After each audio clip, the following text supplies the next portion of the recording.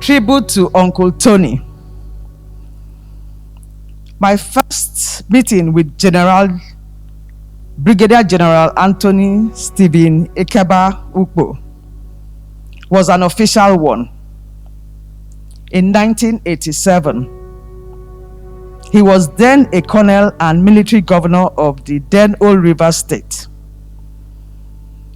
After being introduced by my brother-in-law, Admiral FBI Paul Beni, to whom I am eternally grateful, I was being interviewed for the position of Commissioner for Works and Transport in the state. And I was only 32 years old. The interview turned interesting.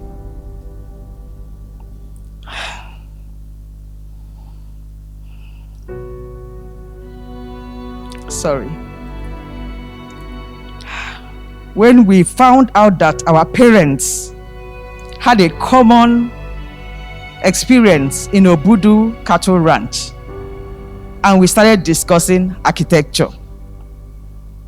I got appointed, and I had a unique and rewarding experience that culminated in both of us remaining long life friends. We achieved a lot in a short time. Uncle Tony was a man of ideas.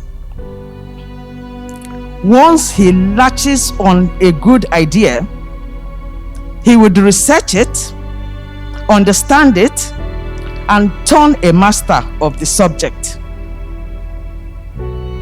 He had a retentive and photographic memory, plus a remarkable ability to casually research things that made him a walking encyclopedia. This trait endowed him to his seniors in the military, civilians, family, and friends alike. He was a man to go for when you wanted information. Once you brought an idea or issue he had researched, you could see the twinkle in his eyes as he will leisurely relax and give you a lecture, broken only by his infectious laughter and reference to specific features detail. That trait made us great friends and allowed us to use his study, which he had everywhere he lived. If we were in a study, he would casually step forward to bring some documents to buttress his point, or simply click on his computer to do the same. He was knowledgeable in almost unlimited areas. As my chairman in all our companies, board meetings were always a platform to tap on his knowledge and simply have a good time. Work was pleasure. The board meeting, I say, for me, I'm like the only woman on that board. So when I start to pray, he says, "Sweetie, sweetie, cut it short." Through my 34 years of knowing him, I enjoy particularly participating in developing great ideas with passion that went on to be built physically, such as farms. He had these big cows that came from Brazil or somewhere way back before people started talking about farming. Then chicken, livestock, and all. Hotels, monorail, diagnostic centers, and the latest being a radiotherapy stroke oncology center in Calabar, just to name a few.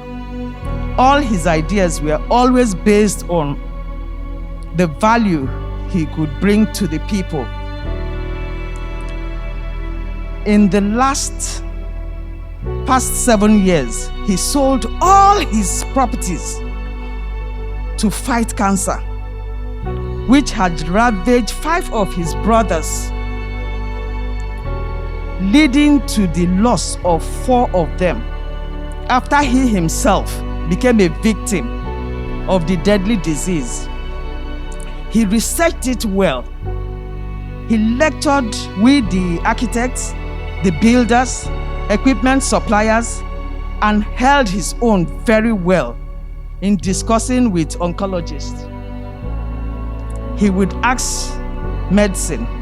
He would talk medicine. He was a better project manager than any professional I know, with the intense ability to visualize and bring clarity to issues, to the awe of professionals and laymen. Over the years, I became a simple disciple, a friend, a brother. In those journeys, we shared dreams, both his and mine. He was a family member. My daughter, the one standing here, is his goddaughter. And my wife, he called Oyowo. I can't even remember what that means, but I'm sure Calabarians will know what it means. And I'll give you a step for that name. I am going to have a difficult time bearing this irreparable loss. Difficult, but then his spirit lives on.